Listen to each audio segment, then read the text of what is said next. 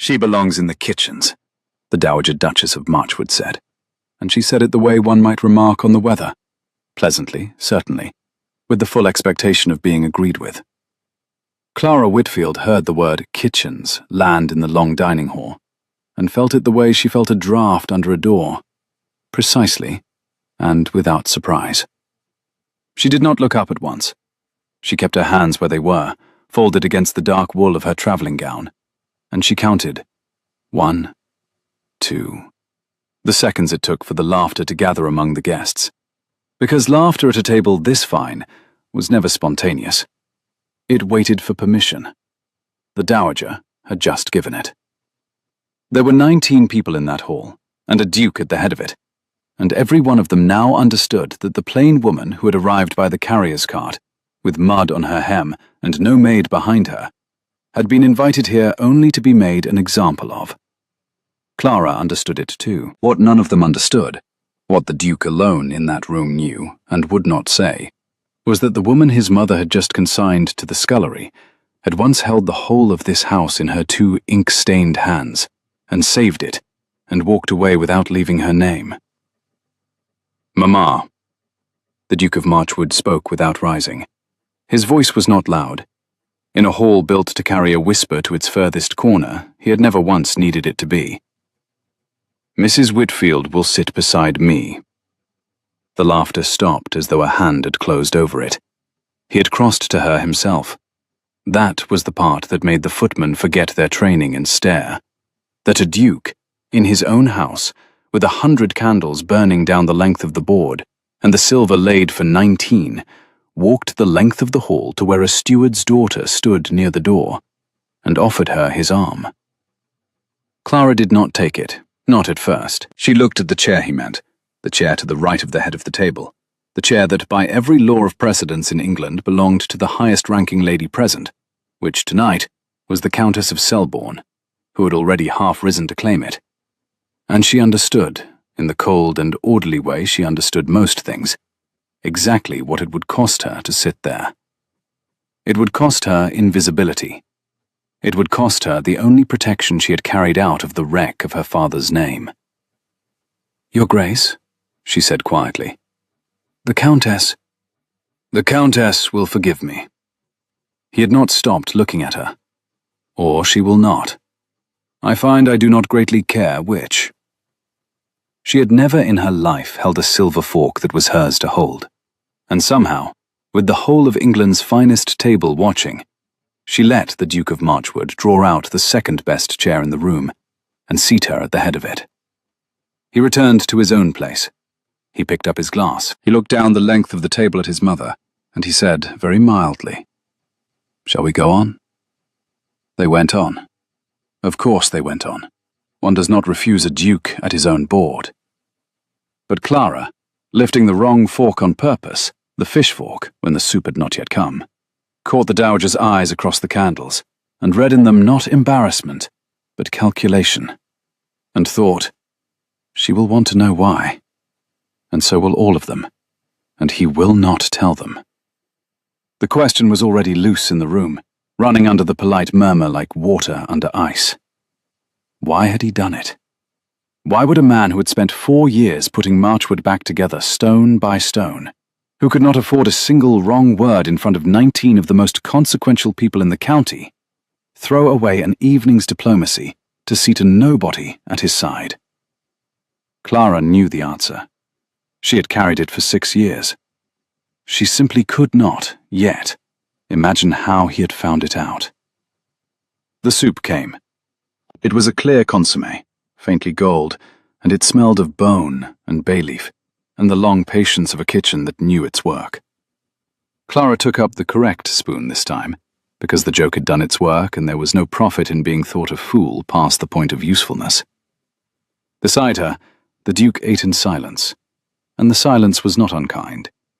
It had the quality of a man waiting for something to begin.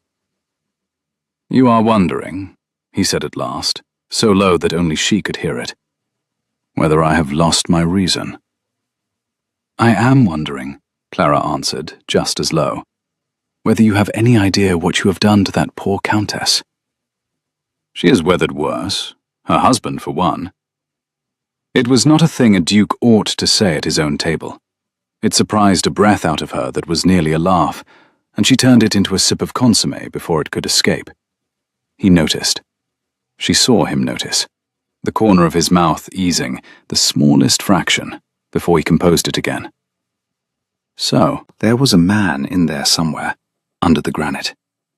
She filed the fact away with all the other facts she had been filing about him since the carrier's cart had set her down at the gates that afternoon. She had been told only that she was wanted at Marchwood. The letter had been brief, and the hand had not been the Duke's. She would have known his hand anywhere, after 6 years of copying its careless slant into her own neat figures, so that no one would suspect the accounts had passed through a woman. The letter had borne the seal of the house, and a single line. Your presence is desired at Marchwood for the harvest dinner, the 11th of October. A carriage will not be sent. A carriage will not be sent. She had understood that, too. It meant, come as what you are, come small, come unannounced. She had come.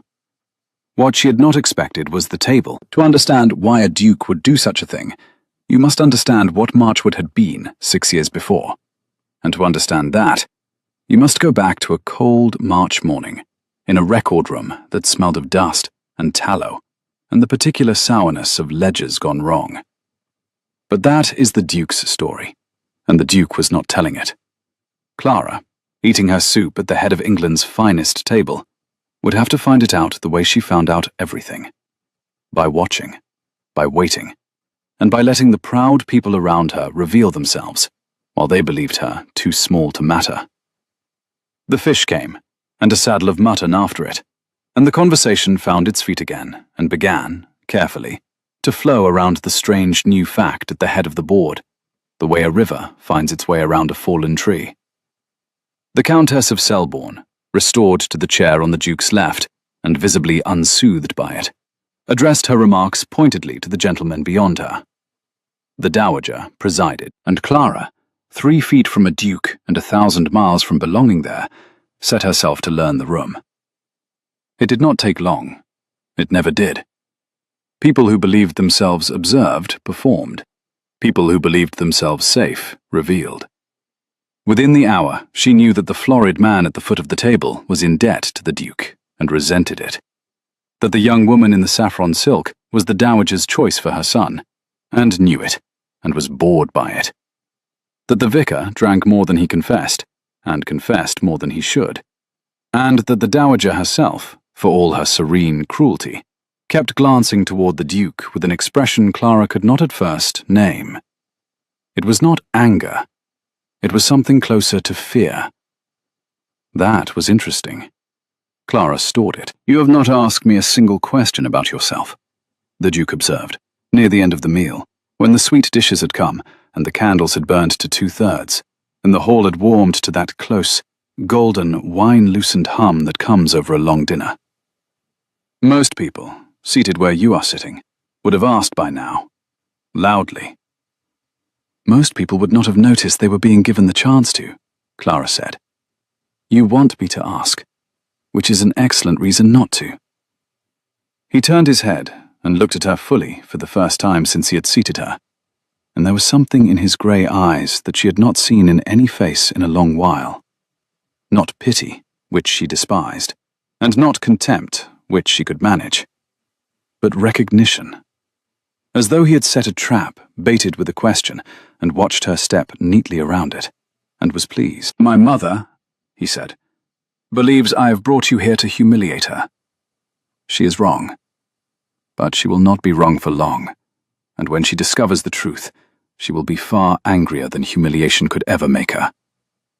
I should like you to be prepared for that. I am rarely unprepared, Your Grace. No. He looked back at his plate. No, I don't imagine you are. That has always been the difficulty with you. Always.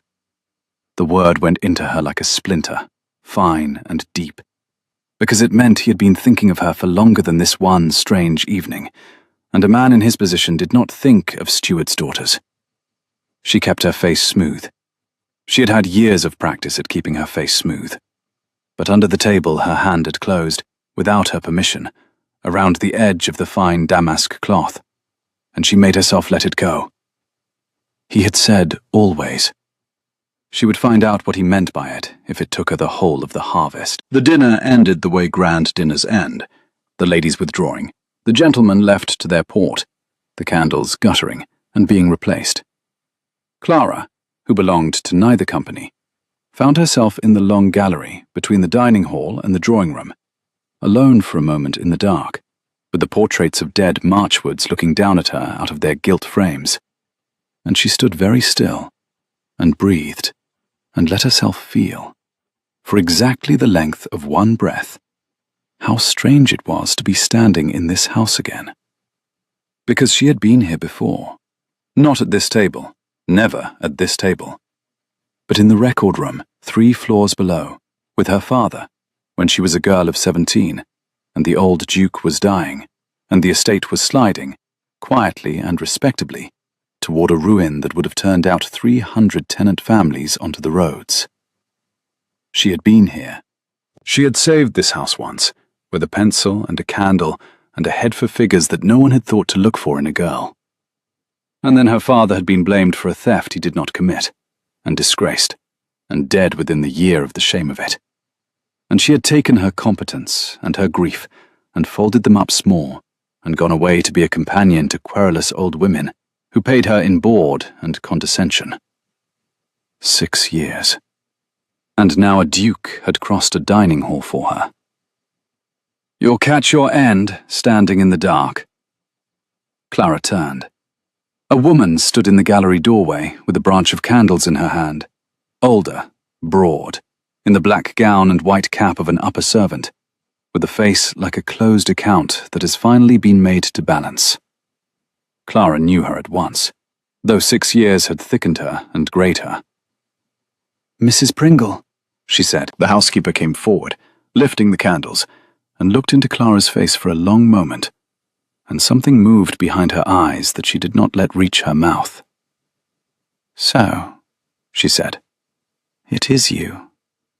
His Grace said you'd come, and I called him an optimist to his face, which I'll thank you not to repeat." She set the candles on a side table. "You've gone thin, Miss Clara. They didn't feed you wherever you've been. Mrs. Whitfield now, and they fed me enough." "Mrs." The housekeeper's mouth pursed. "Married, were you?" "Widowed, briefly. It is a useful thing for a woman alone to be a widow. It explains why she is alone."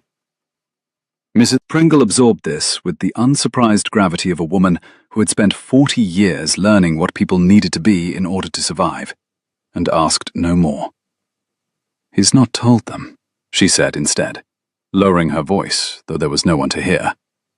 "Up there, about the ledgers, about any of it." "No. He'll have to in the end. He knows that. He told me so himself over the mutton." Clara almost smiled. "He has a great deal more nerve than his father had, I'll say that for him." "Aye, well." Mrs. Pringle picked up her candles again. "His father had nerve enough. He just spent it all on the wrong things." She paused at the doorway. "The blue room's made up for you. 2nd floor, east. Not the servants' wing." She let that sit a beat. His orders. I'd not have dared myself. And she went, leaving Clara alone again with the dead Marchwoods and the new, impossible weight of a made-up bed in the family wing. She climbed the stairs slowly. She found the blue room, and it was, indeed, a guest's room, with a fire lit and the bed turned down, and a single hothouse rose in a glass on the writing table, which she stood and looked at for a long time without touching, because a rose in October meant a hothouse, and a hothouse meant money. And money at Marchwood meant that someone had taken the work she had done 6 years ago and built on it, carefully, year by year, into something that could afford to waste a bloom on a companion's bedside. She did touch it then, one finger, to the cool edge of a petal, and she said aloud to the empty room in the dry, private voice she let no one hear, "Well, He's not idle, at least. Then she went to bed in a duke's house for the first time in her life, and lay awake, and listened to a great house settling around her, and did not sleep until the small hours, because somewhere below her a man knew her secret, and she did not yet know his. The morning came, grey and clean, with a mist lying low over the park and the smell of wood smoke from the stable yard already in the air. Clara, who had never in her life been able to lie abed, was up and dressed before the maids came, and went down through the quiet house looking, she told herself, for the kitchens and a cup of tea before the family stirred. She told herself this even as her feet carried her, with the sureness of long habit, past the kitchens entirely, and down the back stair, and along the stone passage to a door she had not opened in 6 years. The record room. It was locked. She had not expected otherwise.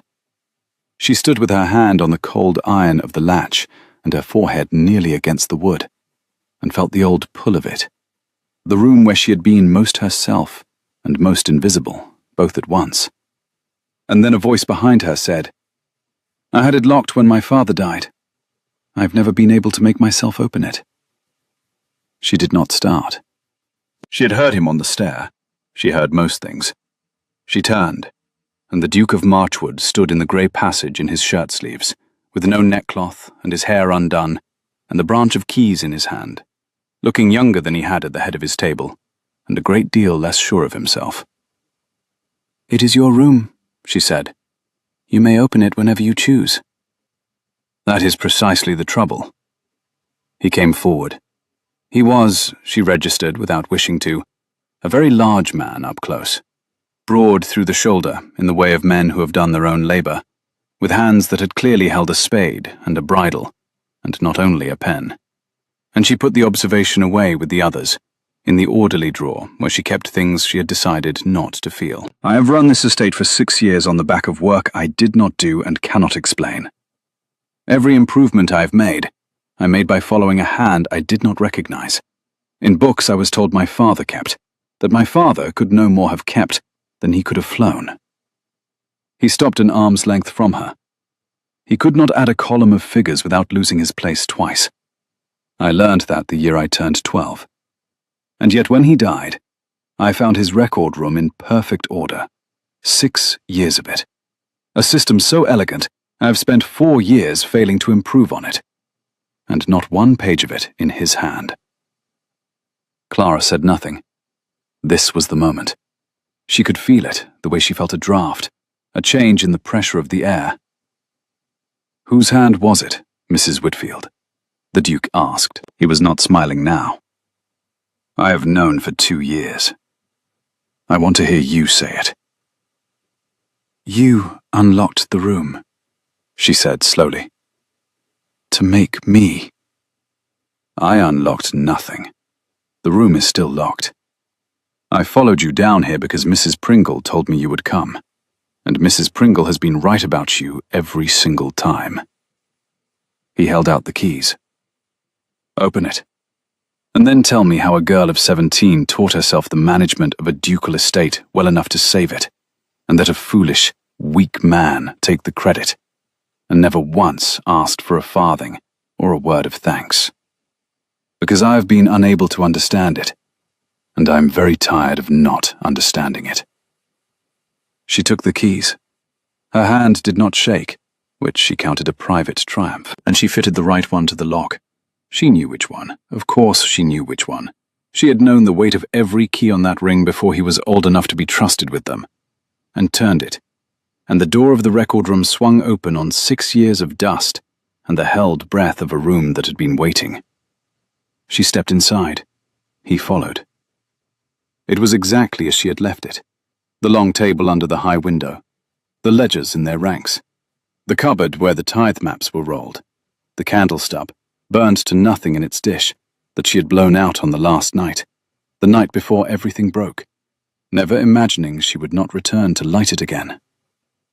Clara stood in the cold grey light and put her hand flat on the surface of the table, and to her great annoyance her eyes stung, and she blinked it fiercely away, because a woman who has learned to keep her own counsel does not weep over a table in front of a duke. My father was an honest man, she said. Her voice came out steadier than she had any right to expect. And a kind one.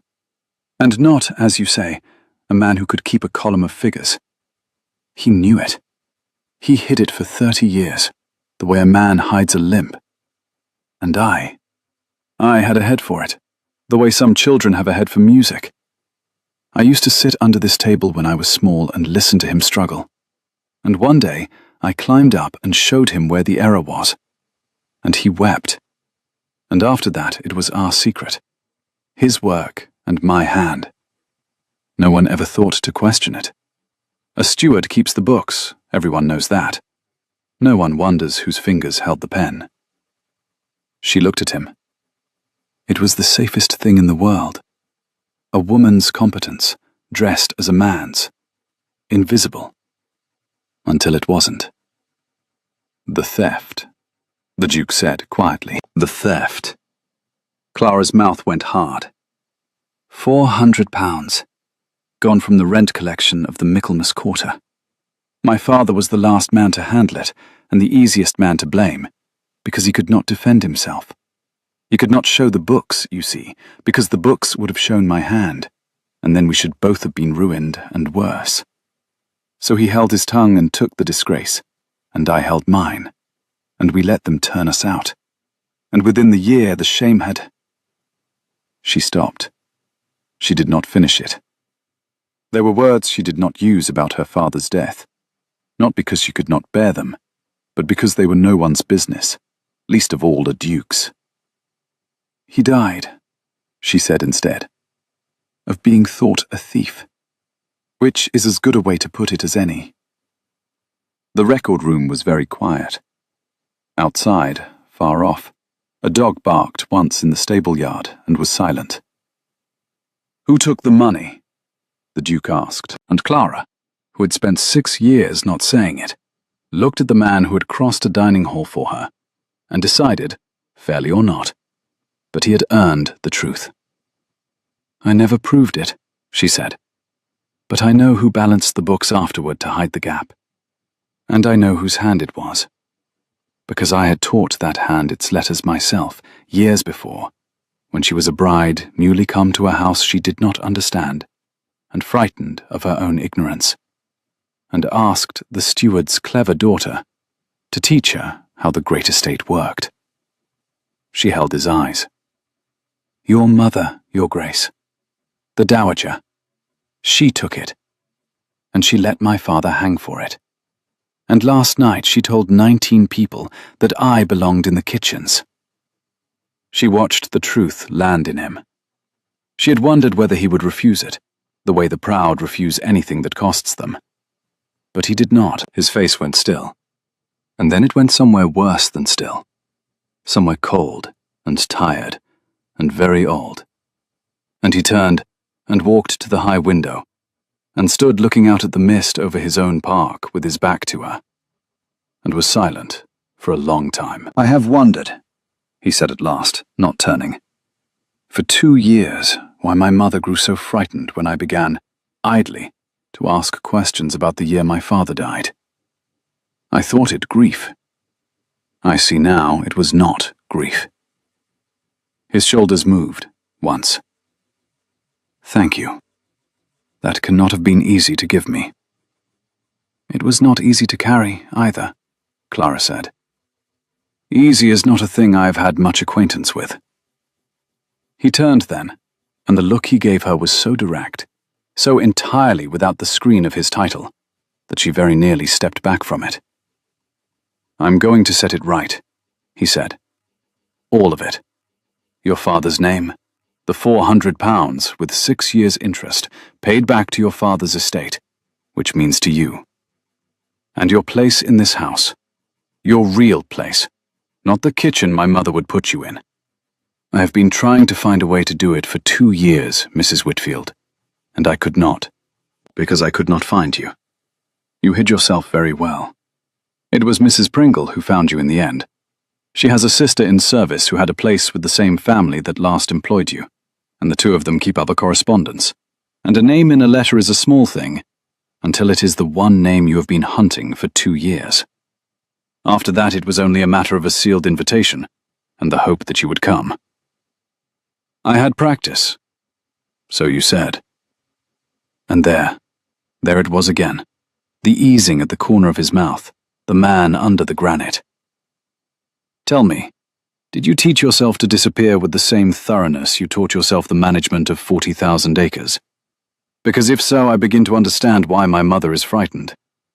You are the most dangerous woman I have ever met, and you have been hiding it under a traveling gown and a fish fork lifted out of turn.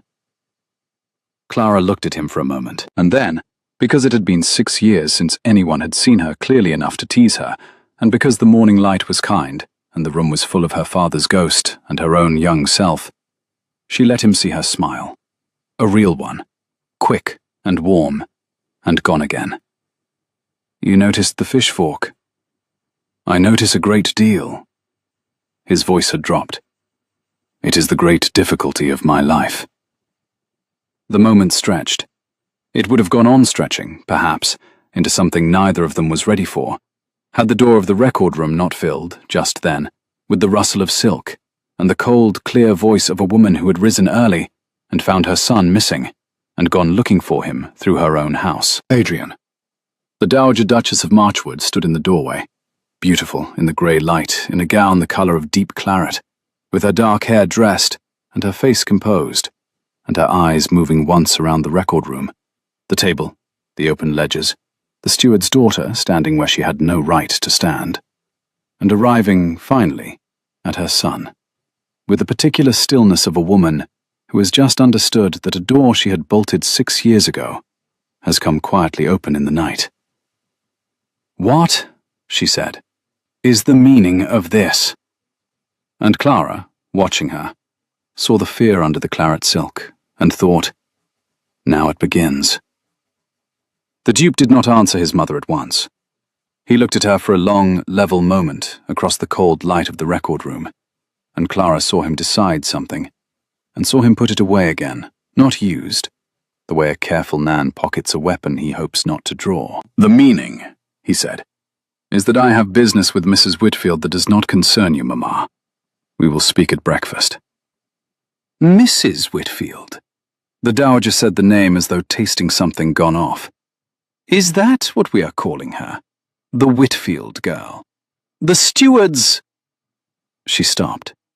She had seen the open ledgers. Clara watched her see them, watched the dark eyes move along the ranks of books and understand, with the swift, terrible intelligence that Clara had always known lived under the woman's serene cruelty, exactly which books they were, and exactly whose hand had filled them.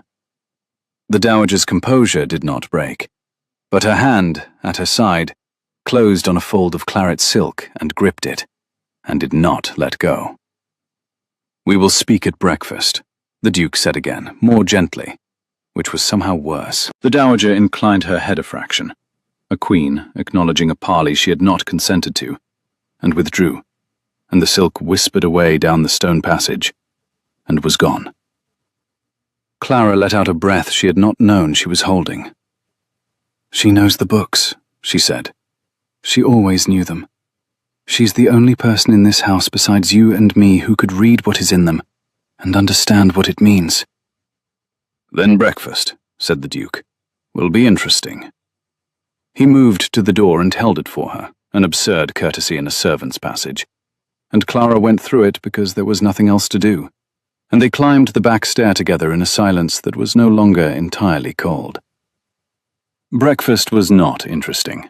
Breakfast was a battlefield laid with white linen. The harvest guests had mostly gone. Country dinners scatter at first light, the carriages called for before the dew is off the grass, and only a handful remained.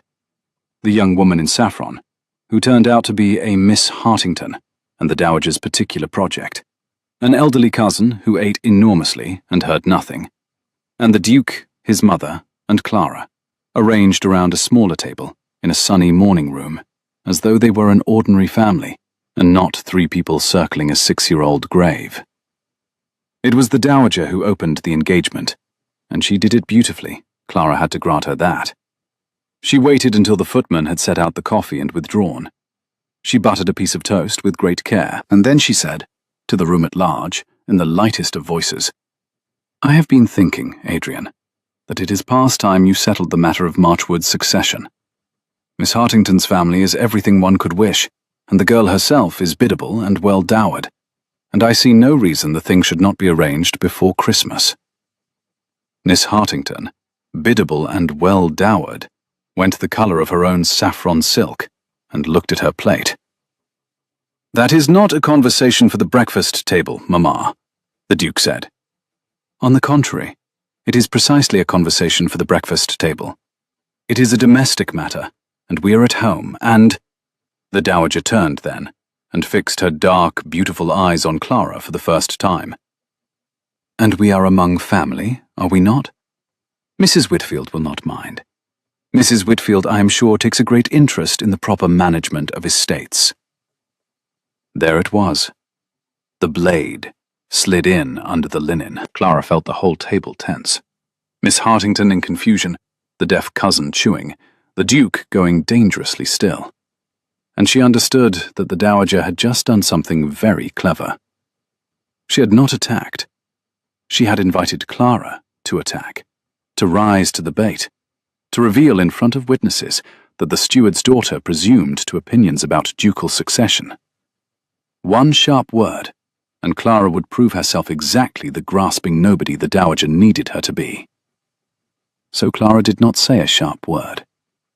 She set down her cup. She looked at the Dowager with an expression of mild, pleasant, slightly stupid interest, the expression she had worn for 6 years in the parlours of querulous old women, the expression that said, "Here is no one to fear." And she said, "Oh, I'm sure I know nothing of such things, Your Grace. I leave estates to those clever enough to manage them." A pause, the length of a heartbeat. "Though I have noticed the home farm's drainage has been carried very handsomely since the old Duke's time. The lower meadows used to flood every Candlemas, my father used to say. They flood no longer. Someone has been clever indeed." And she picked up her cup again and drank, and let the silence do its work. It was a small thing. It was nothing. A remark about drainage, the sort of thing any country body might say. But the Duke's drainage of the lower meadows had been the very first improvement he had made from her books, the year after his father died, and the Dowager knew it, and the Dowager knew that Clara knew it. And across the breakfast table, the two women looked at each other, and understood that the game had changed. Clara would not be drawn into a quarrel she could lose. She would fight, if she fought at all, on the ground she had chosen 6 years ago, in figures and facts, and a record no one could erase. And a Dowager, who had spent a lifetime winning by making other people lose their tempers, found herself across a breakfast table from a woman who simply would not. "How very observant," the Dowager said softly. "I have little else to do, Your Grace, but observe." The Duke, Clara saw, had not moved through any of this, but there was something at the corner of his mouth again, suppressed. And when the Dowager rose at last and gathered Miss Hartington with a look and swept from the morning room, leaving the deaf cousin to his 4th egg, the Duke turned to Clara and said, under his breath, with what she could only call delight, "Drainage." It seemed the safest possible subject. "You disarmed my mother with drainage." "I disarmed your mother," Clara said, "by being too dull to be worth fighting. It is a very old trick, Your Grace, and it works on the proud every time, because the proud cannot imagine being beaten by anything dull." She rose. "If you will excuse me, I find I should like to walk in the park before the mist lifts. I have not walked in this park in 6 years, and I should like to see whether the limes still drop their leaves all at once, the way they used to. It was the only inefficient thing my father ever loved about this place." She went out through the long windows into the wet grey morning, and the Duke watched her go, and did not follow, and the deaf cousin ate his egg. The days that followed settled into a strange and careful rhythm, the way a household does when a great matter is hanging unresolved over it, and everyone has silently agreed not to be the one to bring it down. Clara stayed. No one told her to. No one told her not to. The blue room remained hers. Mrs. Pringle, thawing by degrees, began sending up small extra comforts, a warming pan, a better candle, once a plate of the seed cake Clara had loved as a girl, with no note.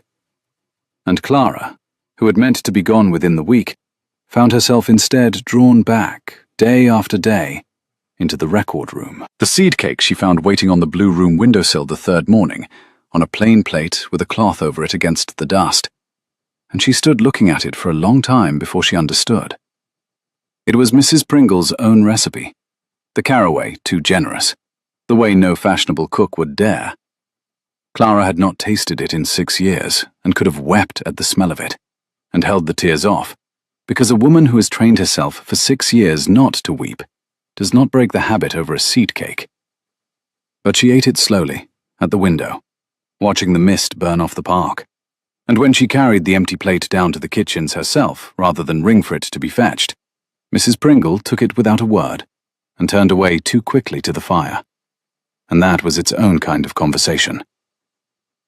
They had loved the same dead man, the two of them, in their different ways, and neither had ever said so.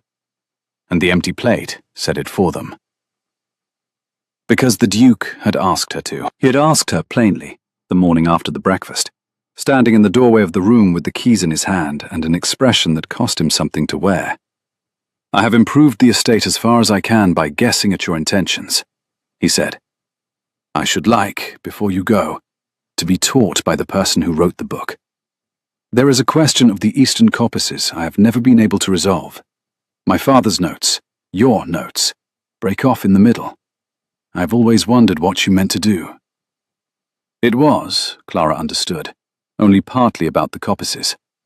But she said yes, because the eastern coppices had in fact troubled her for 6 years, abandoned in the middle of a thought, and because she had spent her whole life wanting to be asked, just once, by someone who understood the value of what she was being asked for. So they worked. They worked in the record room in the mornings, with the high window letting in the autumn light, and a fire that Mrs. Pringle had ordered laid without being asked, and Clara found, with a kind of slow astonishment, that the Duke of Marchwood was not a fool. He had told the truth in the passage that first morning. He could not have written her books, his mind did not run that way, but he understood land in a manner she had never been able to teach her own father. He knew his tenants by name and his soil by feel. He had walked every acre. When she explained the figures, he saw at once the men and the fields the figures stood for, and twice he caught a consequence in her own reasoning that she had missed. And the second time he caught it, she sat back and looked at him and said, Yes, that is right. I did not see that." And he looked so unguardedly pleased to have surprised her that she had to bend her head over the ledger to hide her face. This was the danger. She knew it was the danger. A woman who has spent 6 years being invisible is not proof against being seen. She is the opposite of proof against it. Every morning the Duke saw her clearly, asked her real questions, took her answers seriously, argued with her when she was wrong, and conceded when she was right. And every morning, the orderly drawer where Clara kept the things she had decided not to feel grew a little harder to close. There was a morning when the fire smoked, and they carried the ledgers to the long table by the window to escape it, and their hands met over the same column, and neither moved away as quickly as decorum required. And Clara was aware of the warmth of him across the inch of cold air between them, the way one is aware of a fire in a far room, not touching it, only knowing it is there. There was an afternoon when he read aloud to her from his father's old notes, in the old Duke's crabbed hand, and stumbled over a word, and she supplied it before she thought, because she had written it. And he looked up at her, with the page held out like an accusation and a gift at once, and said nothing. And she said nothing. And the unsaid thing sat between them on the table among the figures. These were the moments she catalogued at night, lying awake in the blue room, the way she had once catalogued rents and yields, small, exact, dangerous, and impossible to balance. She told herself it was the work. She loved the work, that was all it was. She was lying, and she knew she was lying, which was the worst part. Because a woman skilled at concealment can deceive anyone except the one person whose accounts she has never been able to falsify, which is herself. "You are frowning at that column as though it has insulted you," the Duke observed one morning, 3 weeks in, when the lines had finished dropping their leaves and the park had gone bare and beautiful below the window. "It has." Clara tapped the page. "Look, the wood sales from the eastern coppices. Year after year, a steady figure. And then, the year your father died, it doubles. And the year after, it halves again. Someone cut hard the year of the disgrace, more than the coppice could bear, and then could not understand why the yield collapsed afterward." She frowned harder. Whoever made these entries did not understand the woodland. They understood money. They needed money that year very badly, and they took it out of the trees, the way a desperate person takes it out of anything that cannot complain. The Duke had gone quiet beside her. "The year my father died," he said. "The year of the £400. Yes. My mother kept the books that year, between my father's death and my taking them up. She told me she did it to spare me while I grieved." He was looking at the doubled figure as though it were a face. "She was selling my woods to cover what she had taken. She was—" He stopped. "She has been frightened of these books for 6 years because they are a confession. They have been sitting in a locked room confessing, in figures, the whole time. And no one could read the confession, but you." "And now you," Clara said gently. "I taught you to read it. That is what these 3 weeks have been." He turned and looked at her, and there was something in his face she had not seen before. Not the granite, not the easing at the corner, but something raw and almost frightened. "Why did you teach me?" he asked. "You could have left after the first morning. I had already promised to clear your father's name. You owed me nothing. Why stay and teach me to read the thing that will damn my mother?" It was a fair question, and Clara found she did not have a safe answer to it. Only a true one, and she had been giving him true answers for 3 weeks and had lost the habit of caution. "Because," she said, "for 6 years I have known something no one else in the world knew, and carried it alone, and it was the loneliest thing I have ever done. And you are the first person who ever wanted to be let in.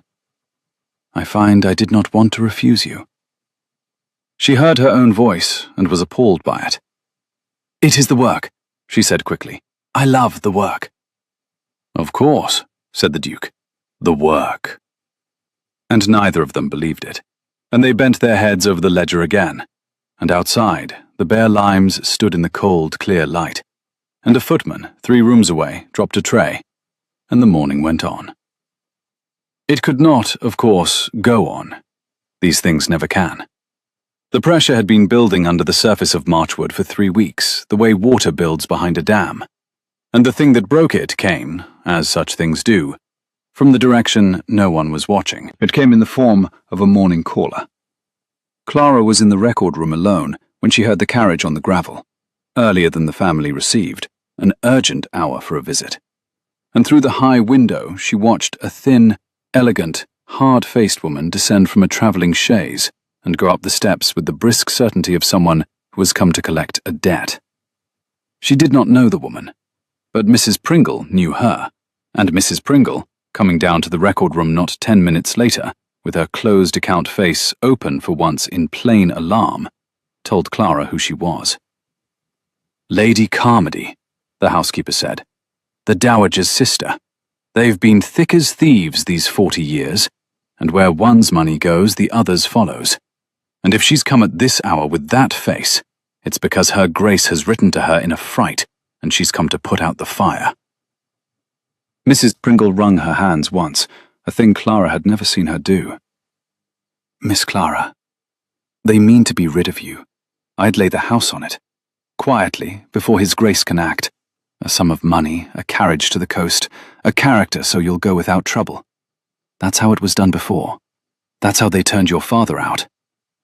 Her voice dropped. "Don't take their money, whatever they offer. Don't take it and go quiet the way he did. It killed him. "I have no intention of going quiet," Clara said. But her hands had gone cold on the ledger, because Mrs. Pringle was right. This was the shape of it, exactly the shape. The elegant relative arriving to make a problem disappear with money and a closed carriage. And Clara had lived the first half of this story already, and knew how it ended.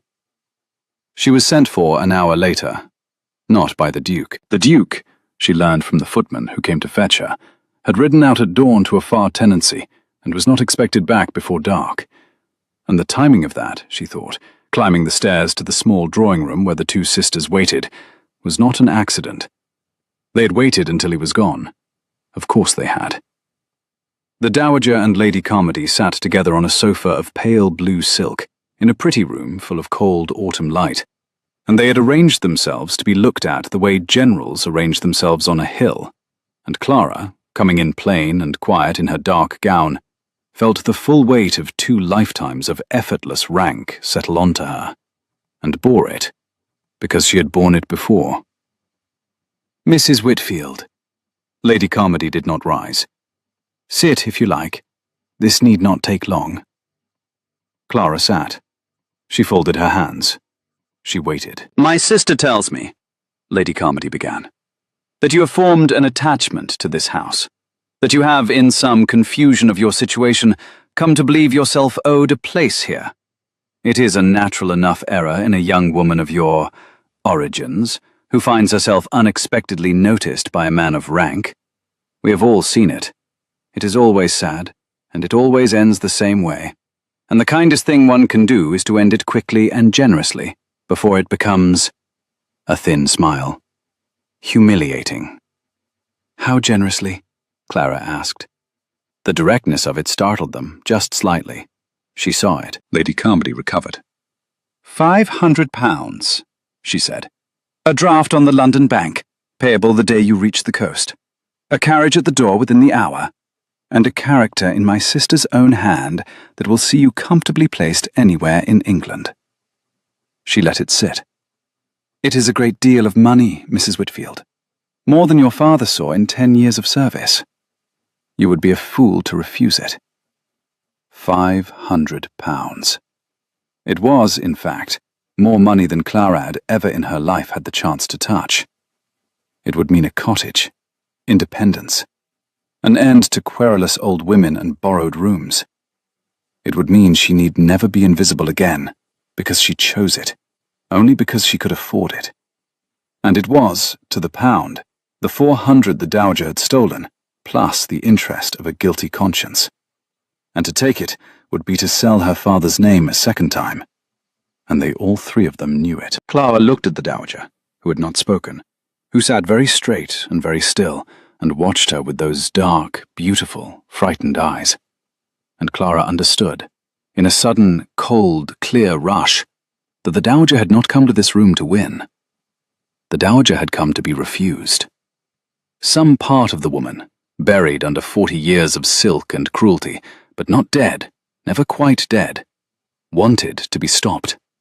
Wanted, after 6 years, for someone to refuse her money and force the thing into the open and end it. She could not do it herself. She had never in her life been able to do the hard, true thing herself.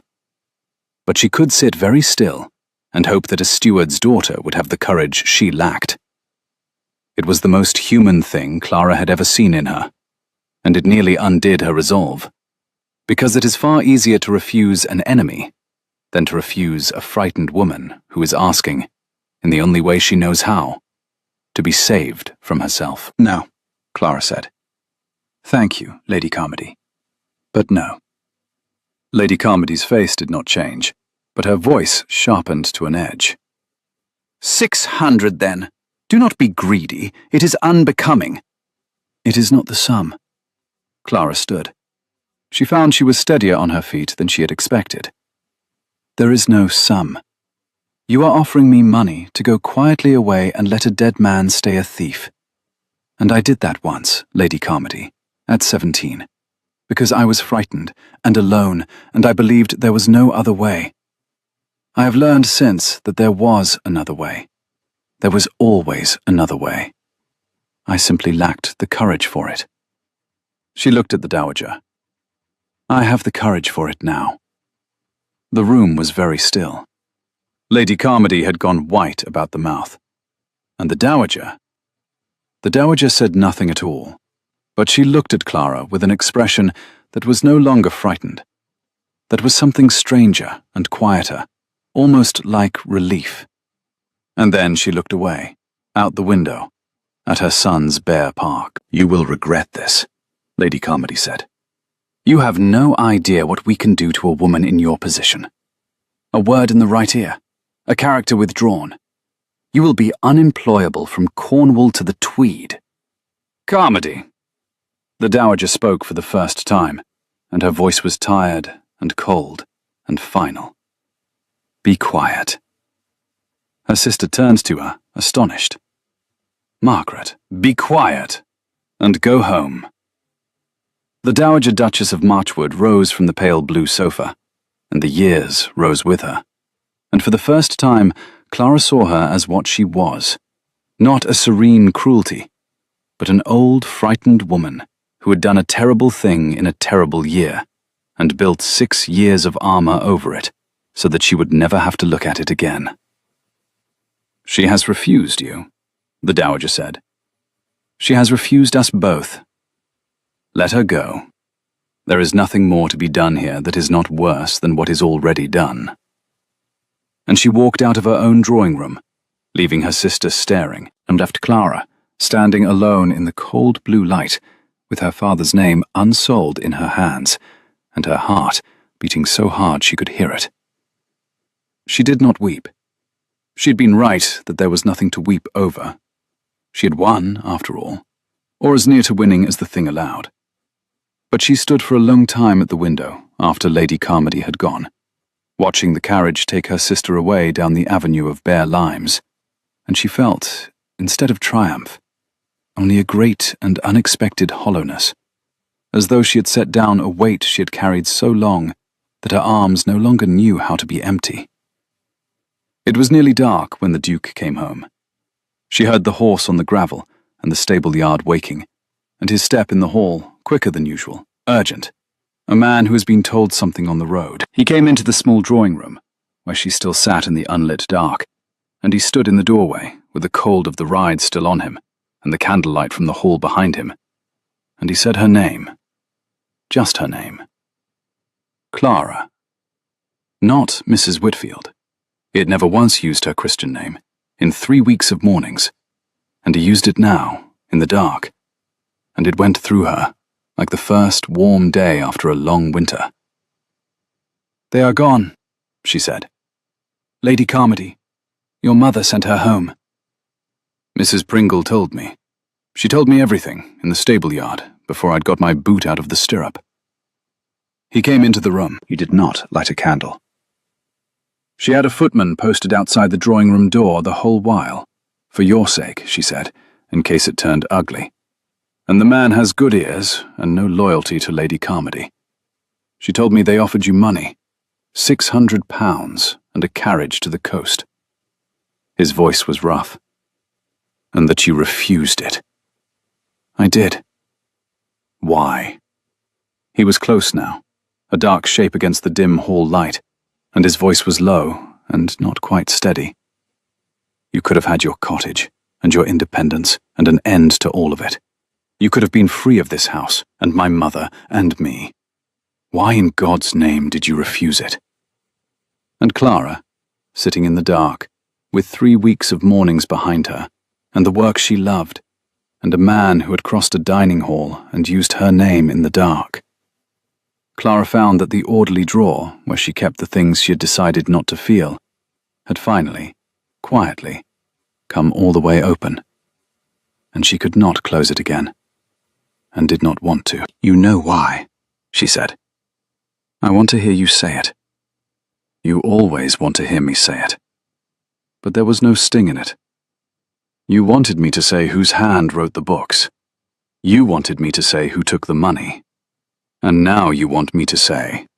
She stopped. She made herself go on, because she had refused £600 that afternoon, and could not now be a coward over 6 words. I refused it, Because there is nothing it could buy me that I want more than the next morning in that record room. With you. I have spent 6 years making myself small enough to disappear.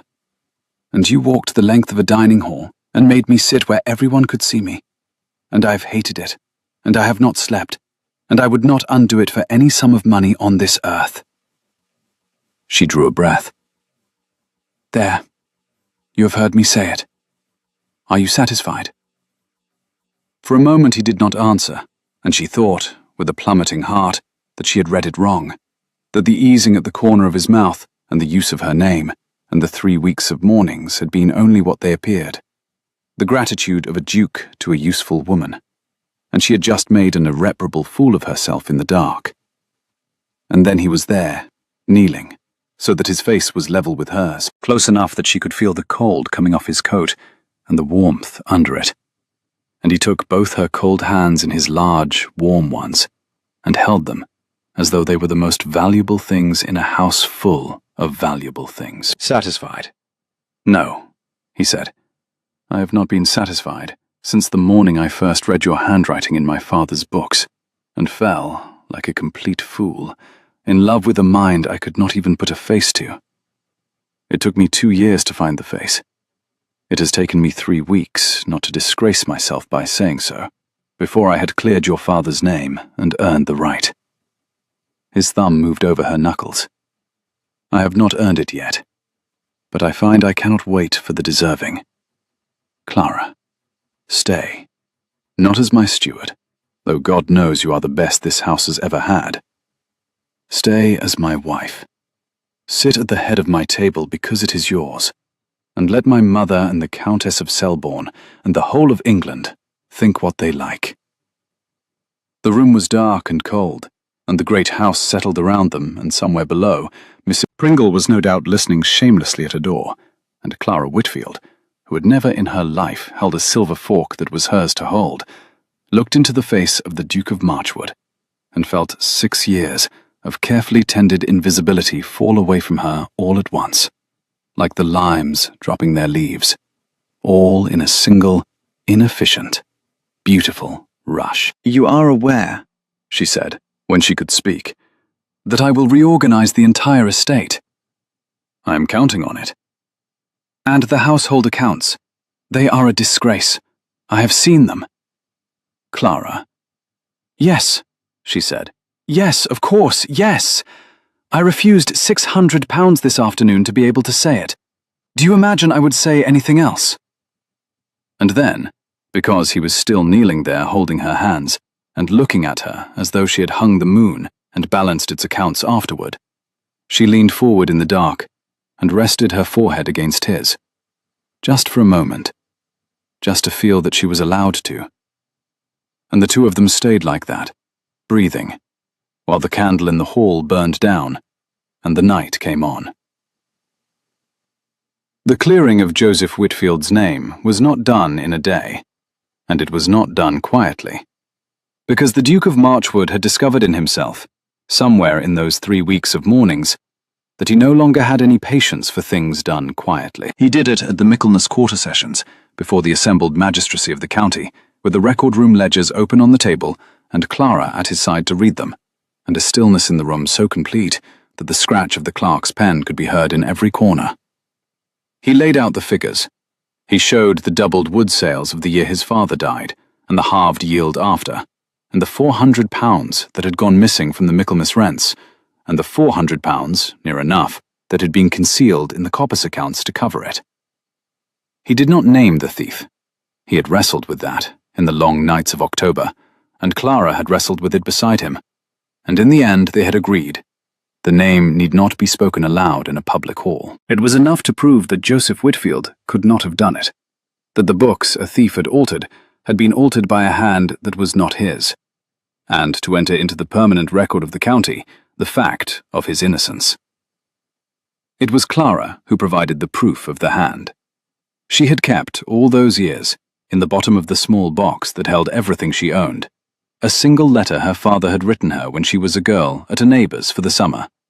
3 lines, in his own true, painful, crabbed script, the hand of a man who could not keep a column of figures, She laid it on the table beside the ledgers, and the magistrates passed it from one to another and compared it with the elegant, flowing entries in the books. And not a man among them could pretend the two hands were the same. "My father," Clara said when they asked her, and her voice carried, clear and unhurried, to every corner of the room. "Kept the management of this estate for 30 years by the kindness of those around him, who covered his single failing because they loved him for his many virtues. He was not a clever man with a pen. He was an honest man with a heart. He was disgraced for a theft his own hand could not have committed, and could not defend himself without exposing the kindness that had protected him. I am here to expose it now, because he is past being hurt by it, and because the truth is owed to him, late as it is." She looked once at the Duke.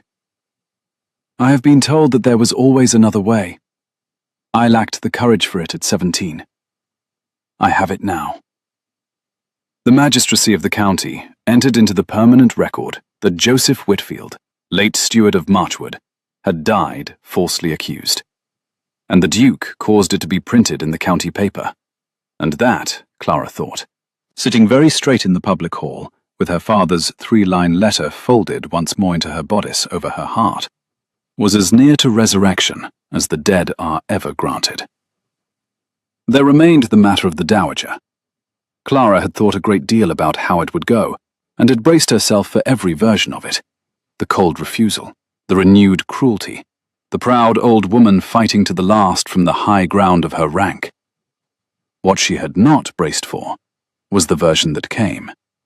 It came on a still grey afternoon in November, 3 days after the quarter sessions, with the first frost on the park and the fires lit early. Clara was in the record room. She could not seem to stay out of it, when a footman brought word that the Dowager Duchess of Marchwood requested the favour of a few moments, in Mrs. Whitfield's own time, at Mrs. Whitfield's own convenience, in the small drawing-room. In Mrs. Whitfield's own time, at Mrs. Whitfield's convenience. The Dowager had never in her life asked for anything at anyone's convenience but her own. Clara set down her pen and went up. The Dowager was waiting by the window in the cold light, no longer in claret, but in a grey gown that made her look older and plainer, and somehow more real. And on the small table at her side lay a folded paper and a small worn velvet box. She did not sit. She did not offer Clara a chair. She stood very straight, the way she had stood in the doorway of the record room that first morning. But the fear was gone out of her now, and what had replaced it was harder to look at, because it was shame, plain, unarmoured shame, in the face of a woman who had spent 60 years making certain no one would ever see her wear it. "I have written it down," the Dowager said. She did not waste words on greeting. Clara gave her that. "All of it. What I took, and why, and how I covered it, and how I let your father bear it. It is here, in my own hand, signed and witnessed by my solicitor, who was displeased. A ghost of the old dry edge. You may do with it what you wish. Give it to the magistrates. Print it in the paper beside the rest. I will not contest it. I have spent 6 years afraid of a locked room, Mrs. Whitfield, and I find I am too old and too tired to be afraid any longer." She picked up the folded paper and held it out, and her hand was steady. "Take it." Clara crossed the room. She took the paper. She unfolded it, there in front of the woman who had written it, because she would not insult either of them by pretending not to read it. And she read the first lines, in the Dowager's elegant, flowing hand, the same hand Clara had taught her own self to copy 6 years ago, without ever knowing whose it truly was. "I, Margaret, Dowager Duchess of Marchwood, do confess that in the spring of the year of my husband's death, I took from the Michaelmas rents the sum of £400, and that I did conceal the theft in the accounts of the Eastern coppices, and that I did permit Joseph Whitfield, an innocent and honourable man, to be disgraced in my place." Clara read it to the end. She folded it again, and she looked at the Dowager, and found that the triumph she had imagined she would feel was not there, and in its place was something quieter and more complicated. something that had to do with the worn velvet box still lying on the table. "And that?" Clara asked. The Dowager's composure flickered at last. "That," she said, "is a different matter. It is not part of the confession. It is—" She stopped. She picked up the box and opened it, and inside, on a bed of faded silk, lay a small plain ring, gold, worn thin, the sort of thing a steward's wife might have owned. "Your father gave this to your mother," the Dowager said, "on their marriage. When he was turned out, in the confusion, certain of the household goods were gathered up by me. To cover the debt, I told myself. It was worth a few shillings. It covered nothing. I have kept it for 6 years in a drawer because I could not sell it, and could not bring myself to look at it. And until very lately, I never understood why." She held out the box. "It is your mother's ring. It should have gone to you. I am returning it to you. It is 6 years and a lifetime too late, and it does not undo anything, and I am aware of that. But it is yours, and I have kept what is yours for long enough." Clara took the box. The ring was small and warm from the Dowager's hand. She had not seen it since she was a child. She had not known it still existed, and the sight of it, this one small surviving thing of her mother's, did what the confession had not, and made her eyes sting in front of the Dowager, exactly as she had sworn never to let them do. "Thank you," Clara said. The word came out rough. "I did not. I had thought everything of theirs was gone." "Not everything. Not quite." The Dowager looked at her for a long moment, and then she said the thing that Clara understood, afterward, had cost her more than the confession and the ring together. "My son is going to marry you. I have known it since the harvest dinner, when he crossed the hall. He has not looked at a woman the way he looks at you since he was a boy. I came into this room prepared to hate you for it. I find I cannot manage it." She drew a breath. "You refused £600 to keep your father's honor. You will keep my son's honor, and this house's, far better than I ever did, because you keep things by telling the truth about them, and I have spent my life keeping them by lies. And look where it has brought me." She inclined her head a fraction, and this time it was not a queen acknowledging a parley, but something older and humbler. "I will not be in your way. I shall go to the Dower House at Lady Day. We need not pretend to an affection we do not feel. But I will not be your enemy, Mrs. Whitfield. I have been enemy enough, to enough people, for one lifetime." And she gathered her grey skirts and walked to the door, an old woman in the cold November light. And at the door she paused, and said, without turning, "He kept the room locked, you know, for 6 years. The record room. He told everyone it was sentiment, that he could not bear to disturb his father's things." Her voice was very low.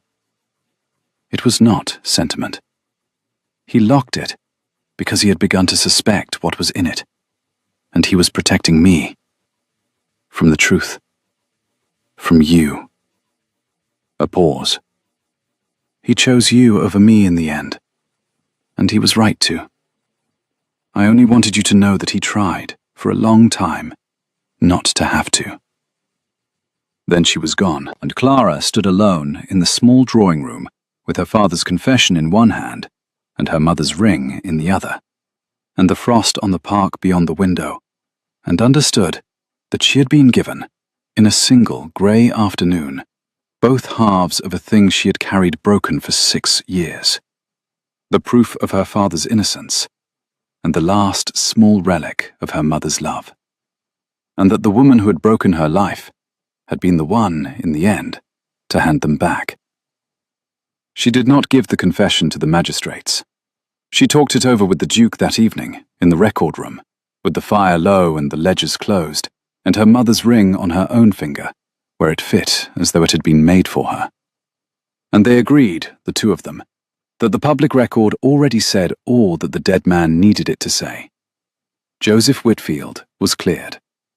That was done and printed and permanent. To name the dowager now, to print her shame in the county paper beside her son's wedding, would be to buy a second cruelty with the first. And Clara had had enough of cruelty to last her several lifetimes. "You are letting her off," the Duke said. It was not an accusation. He was watching her closely, the way he had learned to. "I'm letting your house off," Clara said. "And our children, when there are any, who will not thank us for having printed their grandmother's disgrace the year of their parents' marriage."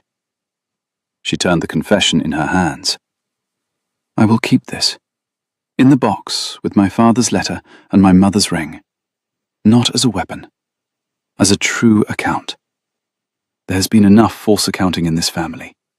Let there be one drawer where everything is written down exactly as it happened, and let it stay locked, and let us all simply know that it is there." She looked up at him. "That is what a good set of books is in the end. A place where the truth is kept, whether or not anyone ever has to open it." The Duke looked at her for a long moment in the firelight, and then he said, "I knew the morning I read your handwriting that I was lost. I did not know, until just now, quite how thoroughly." And he reached across the closed ledger and took her hand, the one with her mother's ring on it, and turned it over, and pressed his mouth to the palm of it, once, with great gentleness. And Clara, who had taught herself never to be touched, and never to be seen, and never to want either, let him, and found that she was not, after all, going to break. They were married at the parish church on a clear, cold morning in December, with the frost thick on the lich gate, and the bells ringing out over the bare park. And it was not a grand wedding, because Clara would not have a grand one, and the Duke found he did not want one either. The county came, of course. One does not miss a duke's wedding. And the Countess of Selborne sat in a forward pew and watched the steward's daughter become a duchess, with an expression of such concentrated disapproval that the Duke, catching Clara's eye across the chancel, very nearly disgraced himself by laughing in the middle of his own vows. The dowager came. She sat where the dowager sits, and she wore grey.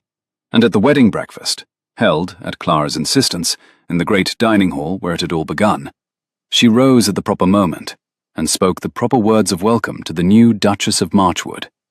And they were only the proper words, and Clara had not expected anything more, and was content. But afterward, in the press of the leaving, the dowager paused by Clara's chair, and looked, just for a moment, at where Clara was sitting, at the head of the table, at the right hand of the Duke, in the chair that was now indisputably hers. And the old woman's mouth moved in something that was very nearly, against all expectation, a smile. "It suits you," she said. "The chair. It always did. I knew it the moment he sat you in it, which is precisely why I could not bear it." And she went on, into the December cold, toward the dower house and her grey, reduced, honest years. And Clara watched her go, and felt, where she had once thought she would feel triumph, only a kind of peace. Miss Pringle, who had refused all morning to behave like a servant, and had instead behaved like a fierce and weeping aunt, found Clara at the last, and gripped both her hands hard enough to bruise. "Your father," the housekeeper said, "would have," and could not finish, and did not need to, and Clara held the old woman's hands and finished it for her in her own heart, and that was enough. There was a moment, in the middle of the breakfast, that Clara would keep for the rest of her life and tell to no one. The Duke had risen to speak, as a bridegroom must, and the hall had quieted, and the whole bright assembled county had turned to hear what the Duke of Marchwood would say of the woman he had so scandalously raised. And he had stood at the head of the table, at her side now, where for 6 years there had been an empty chair, and he had not spoken of her beauty, which the county would have forgiven, nor of her birth, which it could not. He had said only, lifting his glass, "I have spent my life being told what a duke owes his name. I have lately learned that a name is only a ledger like any other, kept honestly or kept falsely. and that this house was very near to ruin, in its honor and its fortune both, until a woman, whom none of you would have seated below the salt, set it quietly to rights, and asked for nothing. I am the luckiest man in this county. I am married to the only person in it who could read the truth.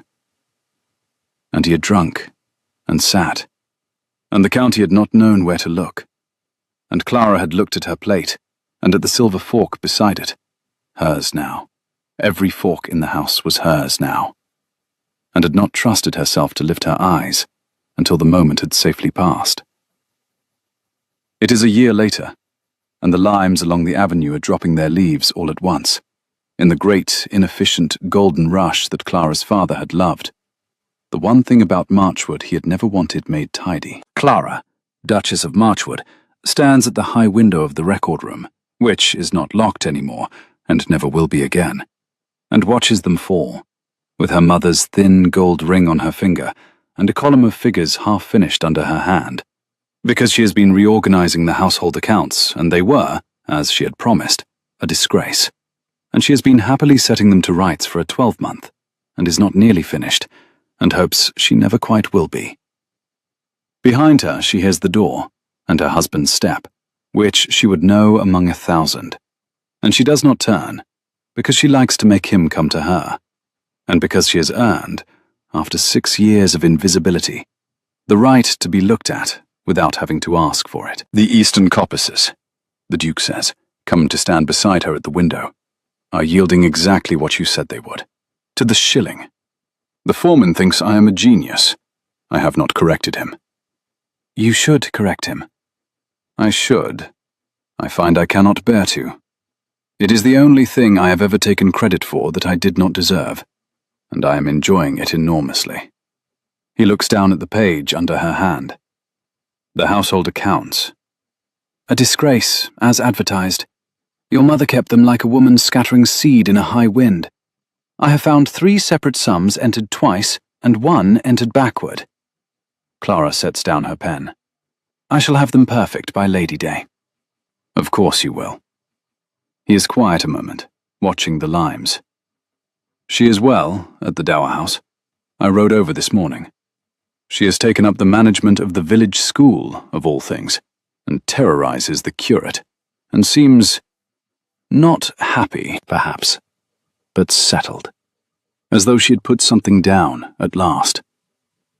She had. Clara turns from the window then, and looks up at him, at the broad shoulders, and the careless, dark hair, and the grey eyes that had read her handwriting before they ever read her face, and had, against every law of sense and rank in England, fallen in love with a mind first, and trusted the rest to follow. We all had. It was a very heavy room, this one, for a great many years. I am glad it is open. He puts his arm around her, and she lets him, and they stand together at the high window in the autumn light, the Duke and his Duchess, the man who could read the land, and the woman who could read the books, watching the limes let go of their leaves all at once over the park that they have, between the two of them, brought back from the edge of ruin. You know, he says, after a while, my mother told me once that you belonged in the kitchens. I remember. She said it to 19 people. She was wrong about the room. His arm tightens. But she was right about one thing. You always did belong at the head of the table. I only had to be brave enough to put you there.